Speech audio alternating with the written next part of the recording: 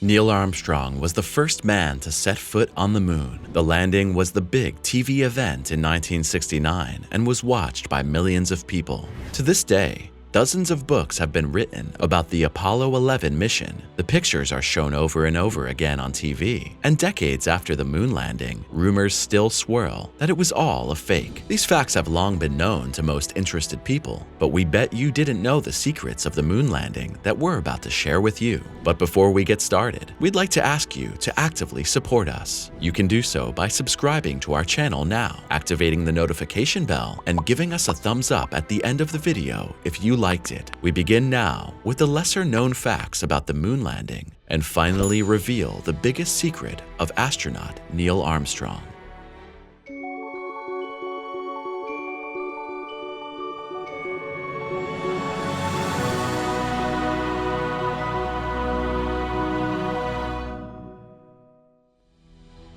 Secret training before the moon landing.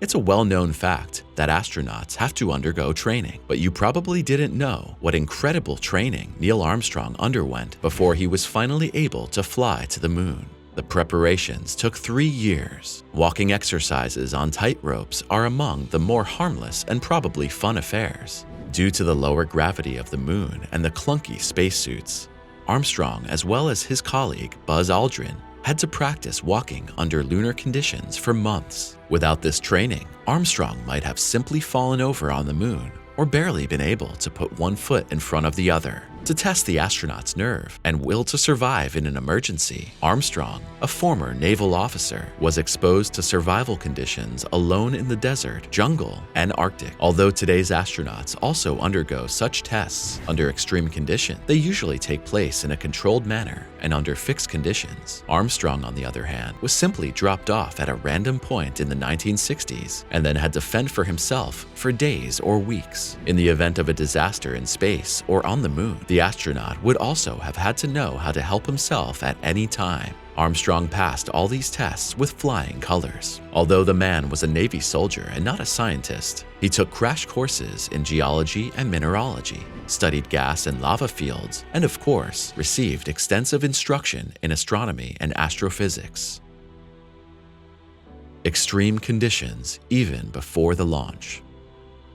2 weeks before the launch of Apollo 11, Armstrong had to give up his normal life. He stayed overnight in NASA's sleep lab, was monitored around the clock, and checked by doctors. There was little to eat on the 10-day journey to the moon. The astronaut diet consisted entirely of dried and powdered vegetables, mixed with a little water. Besides the lack of a possibility to prepare food or to handle food at all in weightlessness, the reason for this minimal diet was quite different. NASA was trying to keep the astronauts from going to the toilet more often than absolutely necessary. For this purpose, Armstrong and his fellow astronauts were put on an economy diet days before the launch. In his memoirs, Armstrong revealed that his last real meal before the flight was a sumptuous breakfast of steak, eggs, toast, juice, and coffee. The moon landing went differently than planned. Space travel is something most people imagine to be very exciting. For the astronauts themselves, the launch and landing were the most exciting parts of their journey. In between, Neil Armstrong, Buzz Aldrin, and Michael Collins also had plenty of boredom. The flight to the moon lasted 109 hours and 42 minutes. In the process, the men aboard Apollo 11 covered nearly 239,000 miles. After their arrival in the orbit of the moon, Armstrong was told to sleep first in order to be well rested when he stepped as the first human on the moon. However, the program was changed at short notice because Armstrong and Aldrin were simply not tired. The Apollo 11 landing capsule was steered manually to the landing site. Today, landing and docking maneuvers of space shuttles are almost always fully automated. The actual landing took only 1.5 minutes and was very soft, according to the astronaut's description. Then there was a radio message to Houston that simply said, "Houston, Tranquility Base here. The Eagle has landed," and Armstrong set about opening the capsule. More than 100 million people watched as the first man set foot on the lunar surface at 22:56 Houston time. The event was broadcast around the world. Before Armstrong's foot touched down in the powdery lunar dust, he uttered the legendary words, "One small step for man, one giant leap for mankind." Armstrong spent 2 hours on the moon, walking around, collecting rock samples, deploying a lunar seismometer, a device for laser measurement of the distance between the moon and Earth, and laying down a commemorative plaque. Notorious is the scene when Armstrong stuck the US flag into the lunar soil. Critics and conspiracy theorists claimed afterwards that the flag should not have fluttered because there is no wind on the moon. This misunderstanding could be cleared up later. The movements were caused by the vibrations of the flagpole. The flag was prepared and reinforced so that it could be clearly visible in the lunar atmosphere. During all this time, the astronaut moved safely and every move was spot on. Later, Armstrong said that walking on the moon had been easier than he had expected, feeling very calm and soft. The longest distance Armstrong walked was about the length of a soccer field and took the astronaut to a depression now known as East Crater. Armstrong's footprints can still be seen on the moon today because the air on the moon is really completely motionless. The astronaut could not smell the moon at first. The thick spacesuits let through absolutely nothing of the outside air. If Armstrong had been able to smell, the air would have been slightly musty to sulfurous. The astronaut noticed something of the smell later in the space capsule when he took off his helmet, and remnants of the lunar dust on Armstrong's feet gave off the smell like after fireworks. On the moon, Armstrong received a phone call from US President Richard Nixon. In the conversation, which lasted less than 1 minute, the president thanked the astronaut and congratulated him on landing. Back in the space capsule, the men finally caught up on their nap. One fact that also was not made public in 1969 was that Armstrong and Aldrin damaged part of the ignition switch for the ascent engine when they entered the capsule with their spacesuits. The men skillfully replaced the part with a piece of a pin. 13:54 local Houston time was departure. Years later, Armstrong said NASA had strictly limited the time on the moon because there had been major concerns about the durability of the spacesuits. On the moon, the bright side experiences up to plus 266 degrees Fahrenheit, depending on the angle of insolation from the sun. On the far side and in dark craters, temperatures reach as low as negative 256 degrees. No normality after the return. Weeks passed before Armstrong and his colleagues could return to normality, even after the successful return. The men's landing capsule was fished out of the ocean by NASA.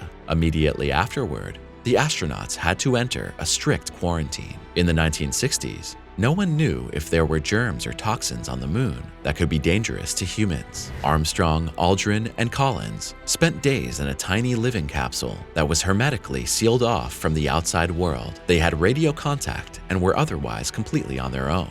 In the cramped quarantine station, there were bunk beds, a place to sit, a toilet, and a small kitchen equipped with one of the first microwave ovens ever.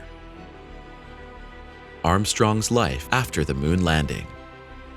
After the insane hoopla surrounding the spaceflight's insane success had passed, Armstrong declared he would never go into space again. The mission had been the experience of a lifetime, he said, and he was quite content with that. The man didn't give up experiencing the extremes so quickly, however. In 1985, he was part of a North Pole expedition led, among others, by Mount Everest conqueror Edmund Hillary. Armstrong reached the North Pole on April 6, 1985. In addition to his professional career, the first man on the moon was a passionate nature lover. By his own account, he loved the beauty of the Earth, and his involvement with the cosmos had made him realize how unique this place and human life were. Armstrong began his adventuring life as a Boy Scout in a Methodist church group, but he himself was not particularly devout or religious. Armstrong described himself as a rationalist who was fully committed to natural science. The astronaut's life was mostly quiet after his great successes. He was married twice and had 3 children. In 2005, Armstrong, otherwise so withdrawn and modest, found himself in a bizarre legal dispute. For 20 years, the solid astronaut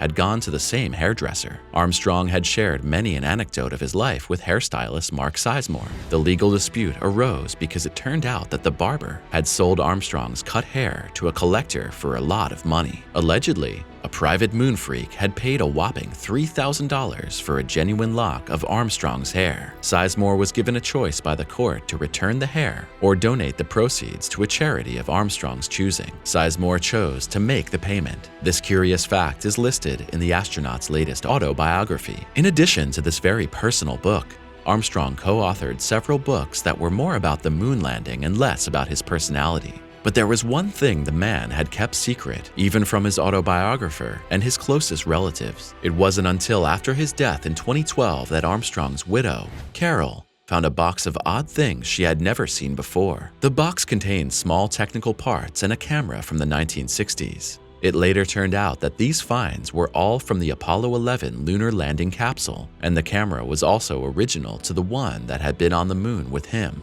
Collectors would have surely paid millions for these souvenirs if a curl of Armstrong's hair is worth $3,000. Why Armstrong hid the possession of these things all his life is a mystery to his family. Armstrong died, having had heart problems for some time, at the age of 82 from the effects of bypass surgery. His was an exciting and long life, so even a solid Navy Marine and astronaut had some secrets in his closet. What do you think about this surprising find after Armstrong's death and all the other lesser-known facts about the moon landing?